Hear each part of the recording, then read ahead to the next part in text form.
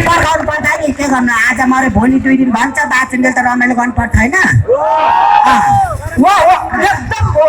यो फुलन्डीको लागि खाली लगाइदिनुहोस् त एकचोटि संसारमा मैले अहिलेसम्म देखिया पनि थिइनँ देख्न नि नपरोस् तिम्रो आँखा कुहिएका नहेर कहाँ कुहिनु सबसे पोती नै अहिलेसम्म पावरवाला चस्मा लाउनु पर्ने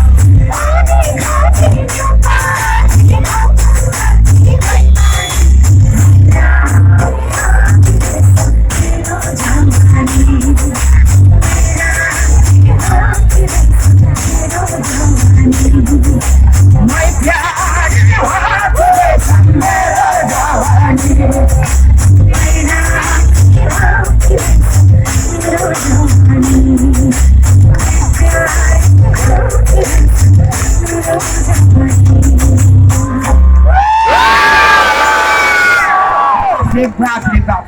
यतिको डान्स हान्ने भएर रहेछ कि आफ्नो तारिफ आफैले गर्ने बाप रे बाप अहिले चाहिँ मैले पनि ताली बजाएँ ल तपाईँको लागि पसिना तल तल चुइया होइन है के भन्छन् है यिनी पसिना त त्यस्तै सबै पैतालातिर पुगिसक्यो के पुज्दिने मान्छे नि कोही छैन उहाँ चाहिँ पुस्दिनँ भन्दै उता फर्किनु भएको छ मलाई के पुज्दिनु हुन्थ्यो आफ्नै तालु भरिया छ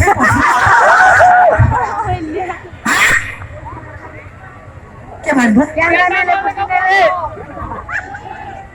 हाम्रो काउली सम्झिनेको गीत कस्तो लाग्यो हजुरहरूलाई मान्छे थोत्रे भए पनि भोइस चाहिँ एकदम कमाउनु छ मान्छे अब किराले हिरालाई के चिन्थे र बाबु ठिकै हो किराले किरै चिन्ने हो होइन हिराले हिरै चिन्ने हो अहिले पो यस्तो थोत्रेको लुगा लगाएर आउँछ अर्काले किरा सिरा नखाने म पहिला एकदम घुङ्गी मन पर्छ होइन तर इन्कार नदेखेपछि आजकल घुङ्गी खान्ने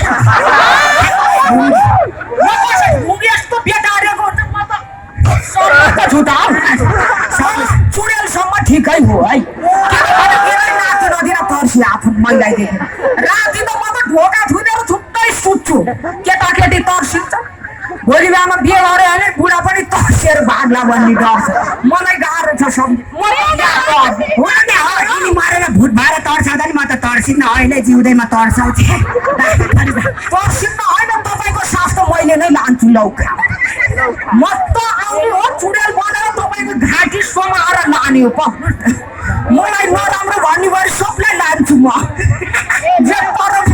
अब छोडिदिनु रमाइलो ठाउँमा आएको छौँ नाच्ने हो गाउने हो अब अर्को गीत सुन्नुहुन्छ गाउनेको ल यसो गरौँ अब अर्को गीत सुनौँ है ल मारिदिन्छु है फेरि अहिले त केटाकेटी मातादेखि माथितिर आएको छैनन् बाबा बाबा चम्किएर हेर त्यहाँ केटाको पैसा आइसकेछ लौना नि यस्तो उमेरमा त हामी त स्कुल पनि जाँदैनथ्यौँ हेर्नुमा त्यस्तो ल अब अर्को गीत सुनौँ हाम्रो अर्जुन पोखरेल